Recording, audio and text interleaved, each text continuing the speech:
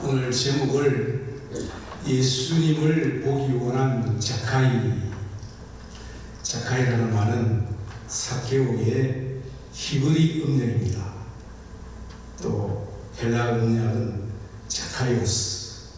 제가 왜 삭개오라 말 안 하고 자카이라 이야기했느냐 하면, 여러분 삭개오는 너무나 많이 아니까 너무 식상할까 싶어서 좀 여러분 주의를 환기시키기 위해서 자카이 이렇게 지어봤습니다.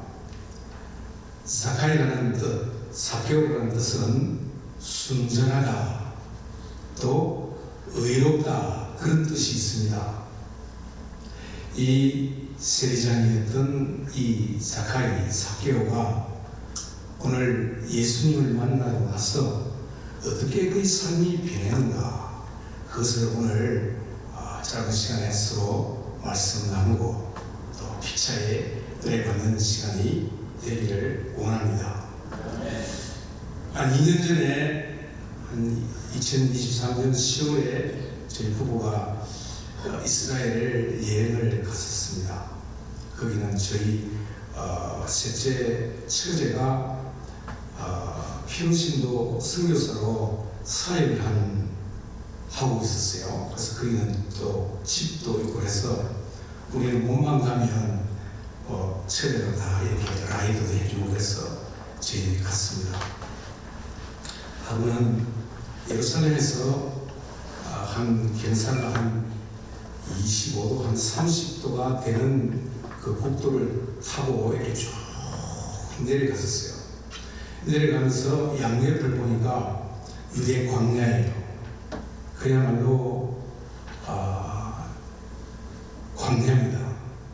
나무도 없고 완전히 헐골이 된 산만 보였어요. 한 20-30분 이렇게 지나니까 푸른 야자수나무라든지 아주 평지에 가니까 분위기가 달라요. 그 유다 광야하고 분위기가 너무 다른 겁니다. 보니까 여리고예요. 근데 우리 여리성은 들어가지는 못했는데 그 지역이 여리고 지역이란 말씀이죠.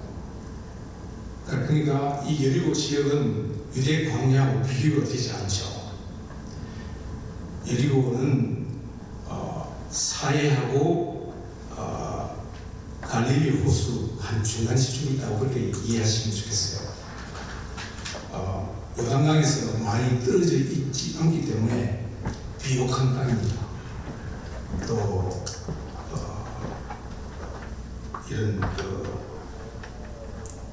이런 기름도 많이 나고 아주 비옥한 땅인데, 제가 조금 그 지역을 보면서 왜 이 여리고 지역이 이렇게 풍부하고 잘 살게 되나, 그걸 한번 생각해 보게 됐었는데, 사실은 오늘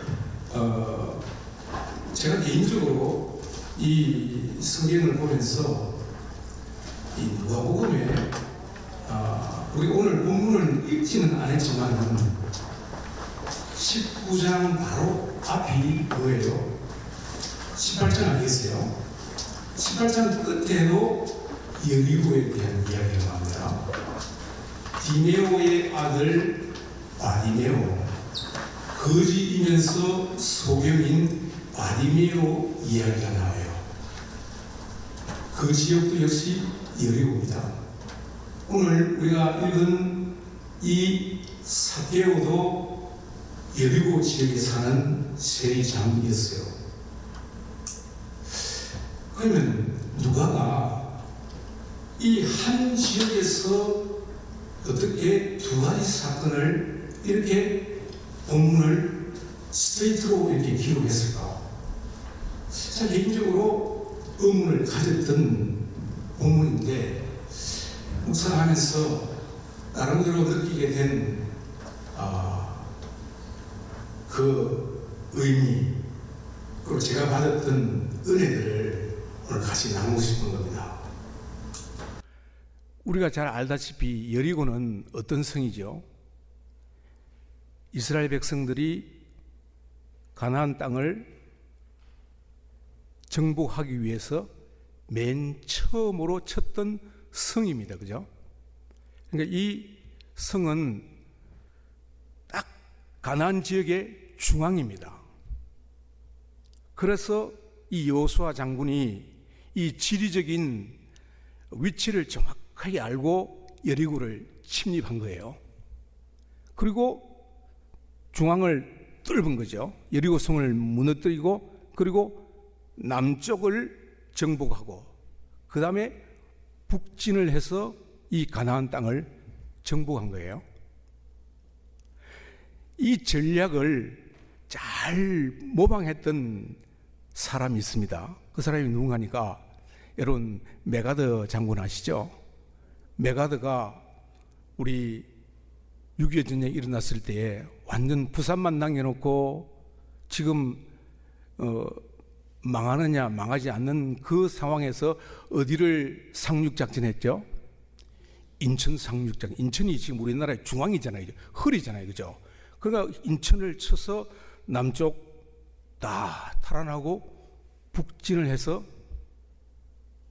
6.25를 잘 이겼죠. 그죠?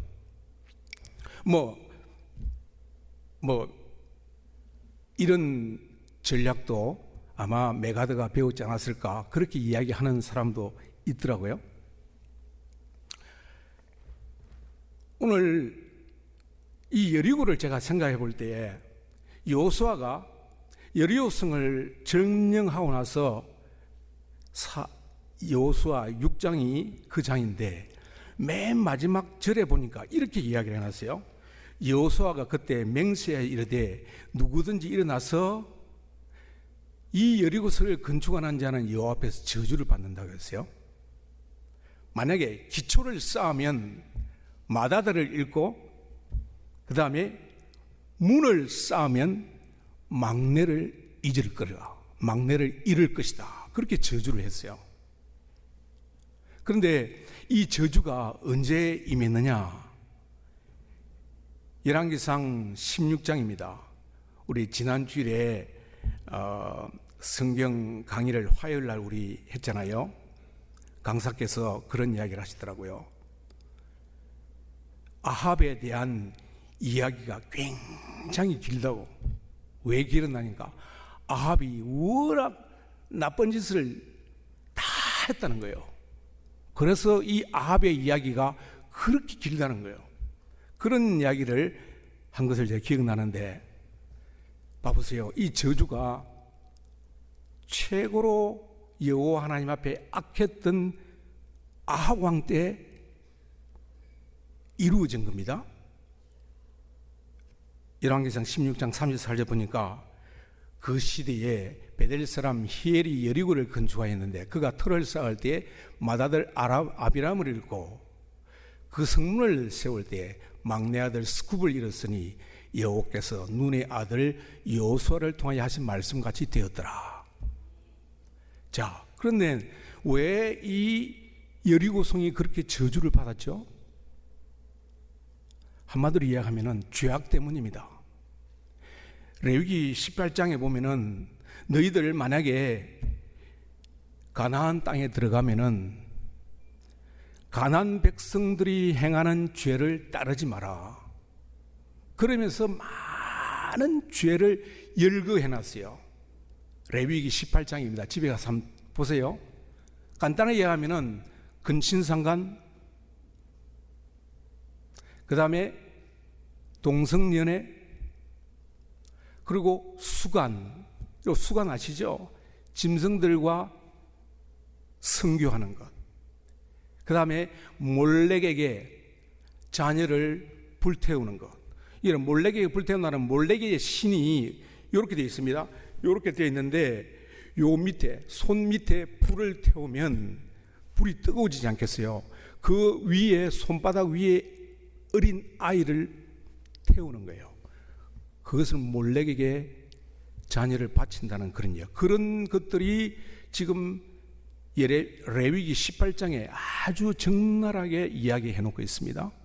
그것 때문에 이 가나안 땅이 멸망이 되었고, 그 처성인 여리고가 그렇게 멸망됐다는 거예요. 그러니까 이 보니까 레위기 18장 24절 25절에 보니까 너희는 이 모든 일로 스스로 더럽히지 말라. 내가 너희 앞에서 쫓아내는 족속들이 이 모든 일로 말미암아 더러워졌고 그 땅도 더러워졌으므로 내가 그 악으로 말미암아 벌하고 그 땅도 스스로 그 주민을 토하여 내느니라. 그러니까 여호와 하나님의 진노를 받아서 멸망되었다고 이야기하지 않고요, 누가 토해냈다 그러죠? 그 땅이 먼저 죄악을 알아낸다는 거예요. 그러니까 가나안 족속들이 멸망한 이유는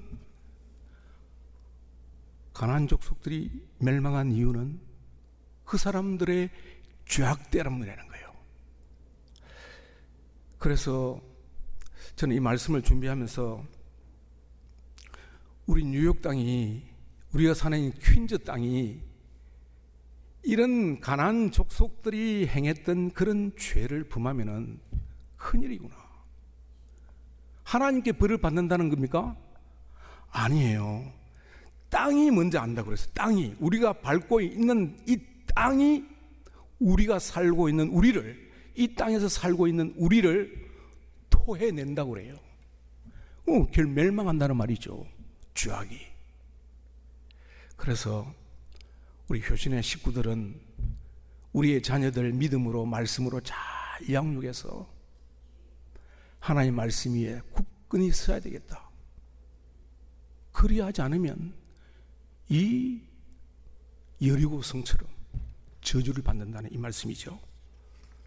하나님 말씀에 굳게 서서 주의 말씀에 순종하고 하나님을 뜨겁게 사랑하고 이웃을 사랑하시는 저와 여러분이 되시기를 바랍니다. 아멘. 우리가 잘 알다시피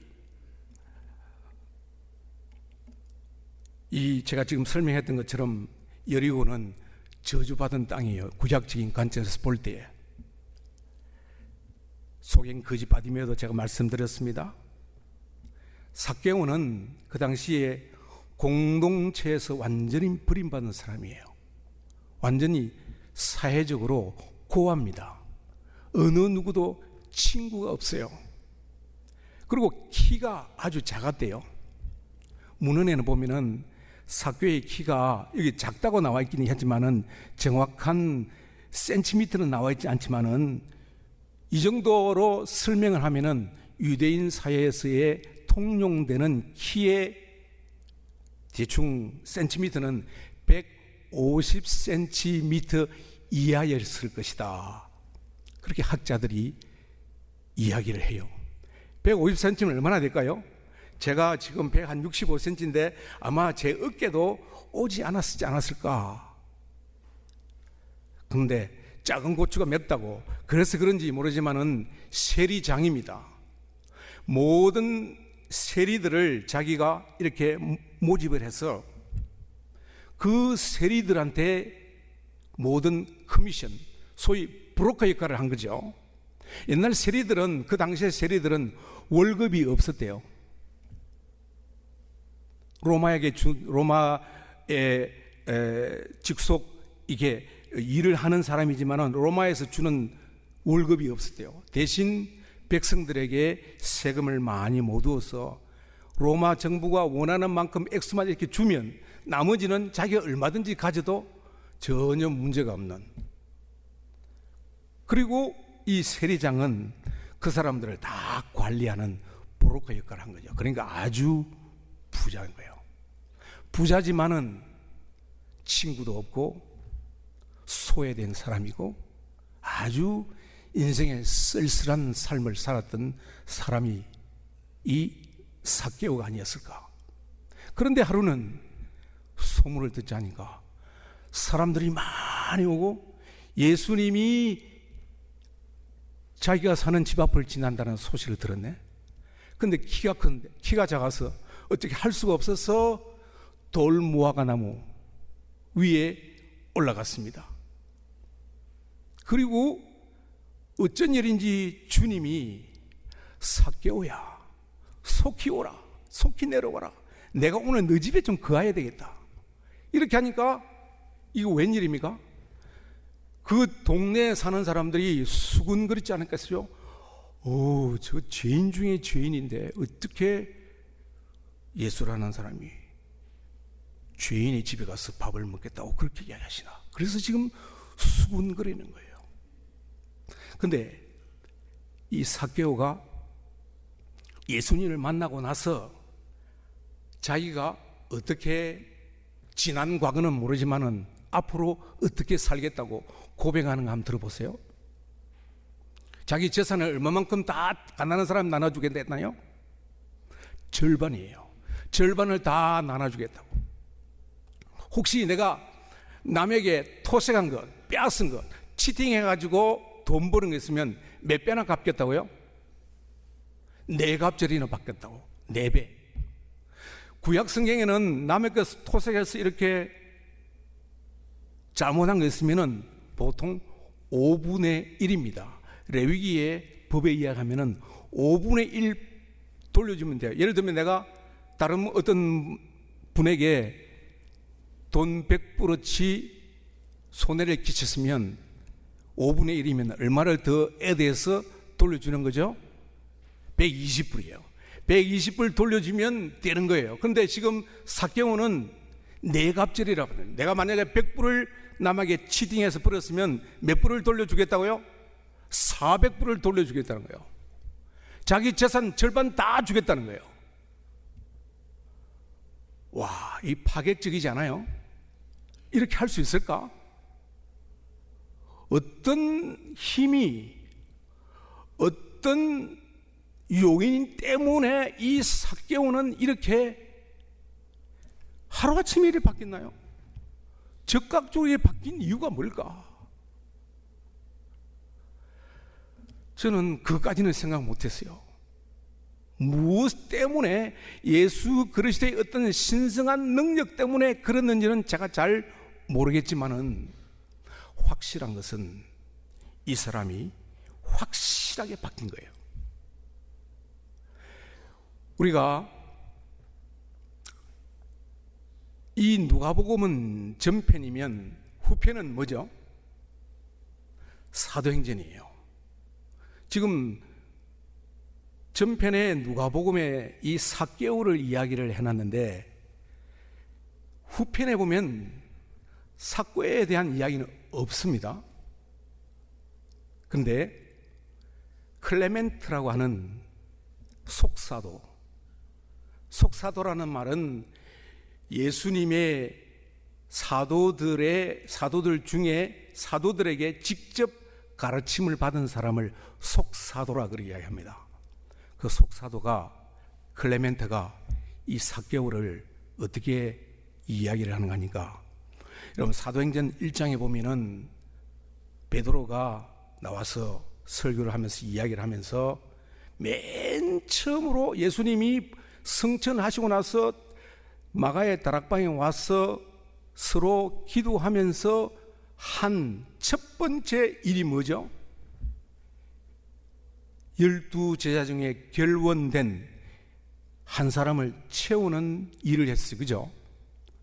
예수님을 배반하고 죽은 가룟 유다 대신에 투표를 했어요. 요셉이라 하는 사람과 마띠아라는 사람을, 두 사람을 놓고 하나님께 기도하고, 하나님 앞에 합한 사람이 누굽니까? 하나님 유다 대신에 세워주세요. 그렇게 기도하고 누구를 뽑았어요? 그 사람이 마띠아입니다. 그 마띠아가 누군가니까 삭개오의 다른 새 이름이라는 거예요. 클레멘트가 이야기하는 겁니다. 속사도가 이야기한 거니까 믿을만하죠. 성경에는 없지만은 속사도의 클레멘트의 이야기를 들어보면 그렇다는 거예요. 바뀌어도 얼마나 바뀌었는지 몰라요. 사실은 이거는 제 개인적인 해석이지만은 이 지금 삭개오의 사건 이후에 무슨 예화를 예수님께서 말씀하시는 거니까 열무나 비유를 이야기합니다. 어떤 사람이 왕위를 받기 위해서 가면서 세 사람의 종을 불렀습니다. 한 사람에게 다 세 사람들한테 한 머나씩 줬는데 어떤 사람은 열심히 일해가지고 10머나를 남겼대요. 또 어떤 사람은 5머나를 남겼고 어떤 사람은 한 머나를 이렇게 싸놨다가,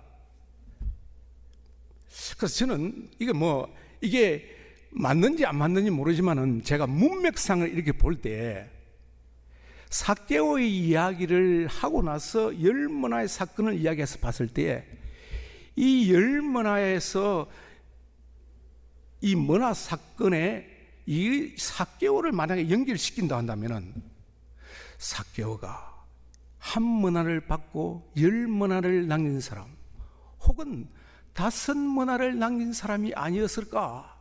저는 그렇게 한번 생각해 보는 거예요. 이것이 맞다 안 맞다고 생각하기는 여러분이 판단할 일이지만 제가 성경을 봤을 때는 이 본문 뒤에 이렇게 있으니까 제가 그렇게 한번 생각을 해보면서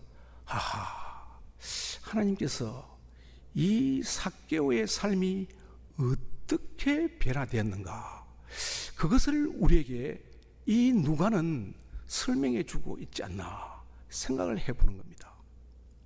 예수님께서 사실은 이 저주받은 이 여리고 땅에 오셔서 삭개오의 삶을 변화시키고 소경된 이 거지 바디메오를 변화시키고 눈을 뜨게 하고 새로운 삶을 살게 해준, 이것은 지금 이 누가가 무엇을 전해주고 싶어하는 건가? 그냥 단순하게 거지 맹인을 눈을 뜨게 해주고 한 사람의 삶을 새롭게 살게 해주는 그냥 그런 심플한 것도 의미가 있죠. 그러나 아울러 무엇을 우리에게 주시려고 하는 한 의미가, 저는 마태복음 1장 1절을 생각해 볼 때에 이것을 전해주고 싶은 강한 욕망이 있지 않았을까? 뭐냐? 마태복음 1장 1절은 아브라함과 다윗의 자손 예수 그리스도의 뭐라고요? 족보라, 세계라. 이 족보라라는 게네시우스, 헬라어로는 게네시우스랍니다. 영어로는 제네시스예요. 시작이라는 뜻이에요.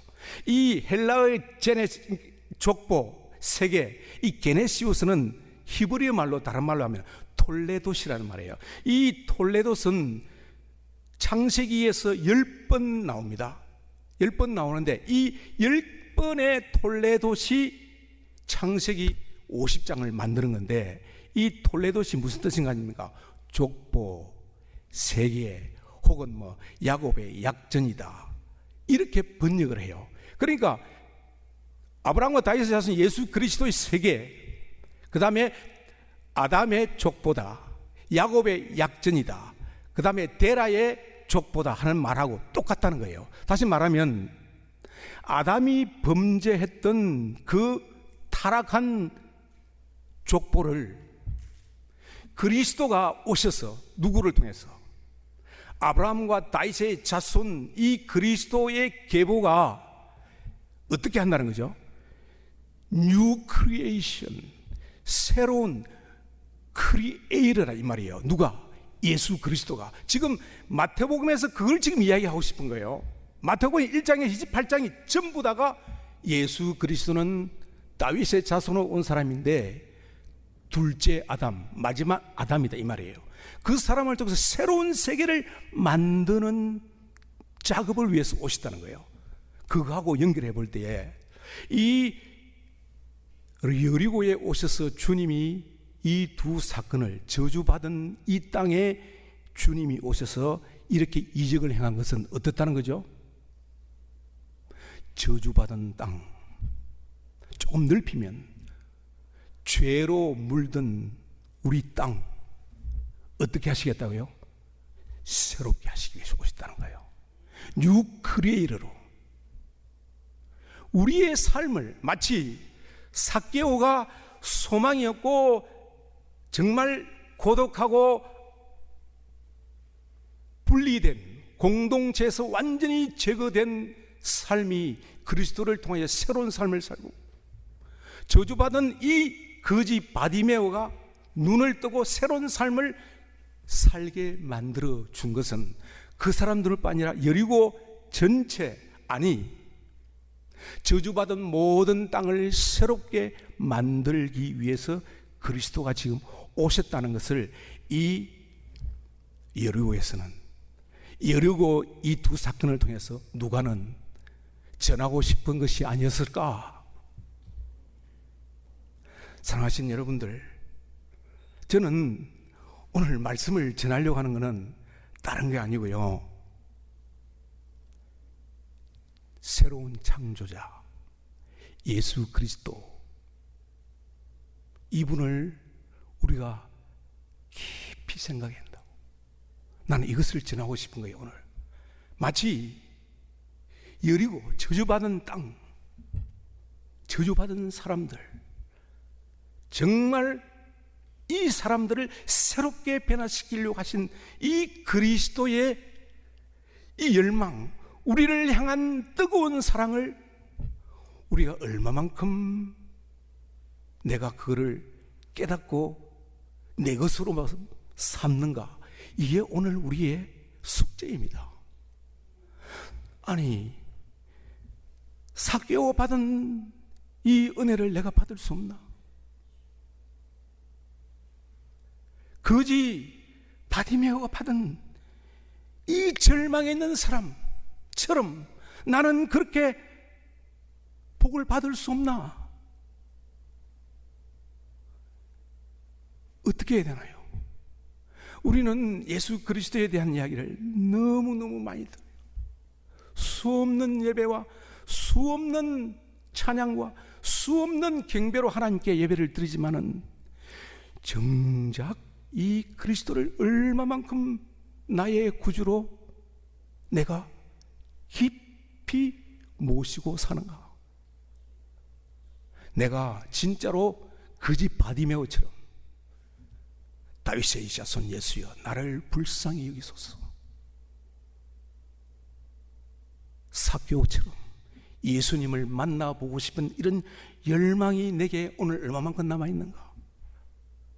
제가 오늘 그것을 여러분들과 나누고 싶어서 오늘 이 말씀을 드리겠어요. 어떻게 하면 이걸 회복할 수 있을까?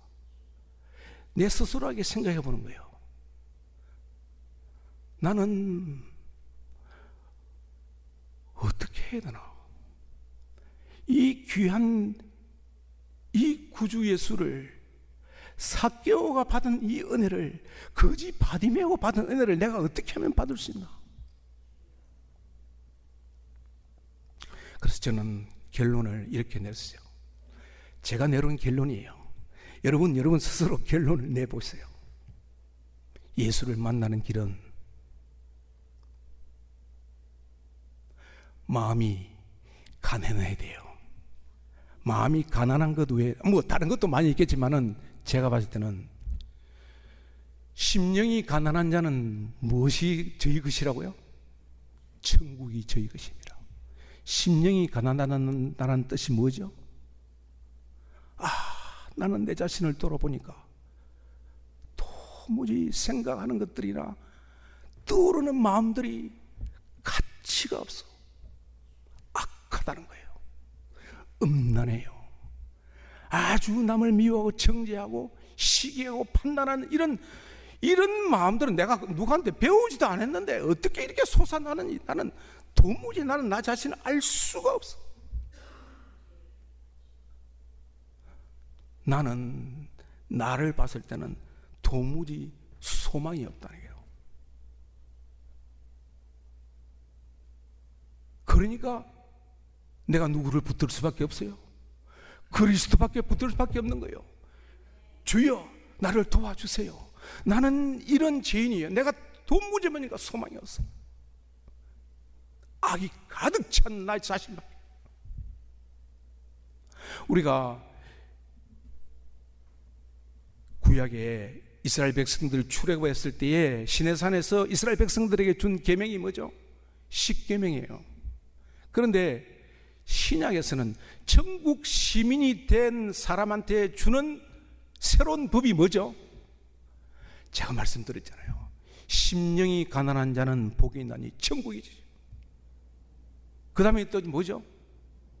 온유한 자는 복이 있나니, 애통하는 자는 복이 있나니, 의에 줄이고 목마른 사람 복이 있나니, 긍휼히 여기는 사람, 화평케 하는 사람, 마음이 청결한 사람, 의를 위해서 핍박을 받는 사람 즐거워 기뻐하라. 그런데 이 천국 시민들에게 주는 새로운 법의 맨 첫 번째 관문이 뭐냐? 심령이 가난한 사람이에요. 심령이 가난하지 않으면 온유 못해요. 긍휼히 여기지 못해요. 모든 이 팔복의 새로운 법의 맨 첫 단추는 마음이 가난한 심령. 다시 말하면 나는 아무것도 할 수 없네요. 주님, 나를 도와주세요. 주님 외에 내가 살 길이 없어요. 예수 그리스도의 도움 없이는 나는 아무것도 할 수 없어요. 이런 마음이 가난한 마음이 아니겠어요? 이 마음을 회복해야, 이 마음을 회복해야 되는 때가 이 시대가 아닌가, 그런 생각을 오늘 저 스스로 해보는 겁니다. 오늘 수요예배 오신 여러분들, 비도 오고 바람도 부는데 우리 목사님 말씀처럼 우리 목사님이 설교 한 편 하시는데 얼마나 고민이 많으실까. 내가 한 사람 앞에 이게 은혜로운 말씀을 주고자 얼마나 고생하나. 내가 지금 오늘 하루 생각하면서 내가 우리 목사님 이게 참, 그런 생각을 제가 하고 왔는데, 오늘 여러분들 그저 돌아가지 마시고 가난한 마음을 회복하시길 바랍니다. 아니, 예수 그리스도 아니면 나는 소망이 없어요. 여러분, 우리가 주의 일을 많이 하다가 주님을 놓칠 수가 있어요? 좀 아이러니하죠? 이해하시고 들으세요. 저도 찬양 지휘자지만, 찬양도 하지만요, 내가 주의 일은 많이 하는데 주님은 놓치고 사네? 아이고, 이거 어떻게 하나? 나는 그런 분들이 한 분도 없기를 원합니다. 기도하겠습니다.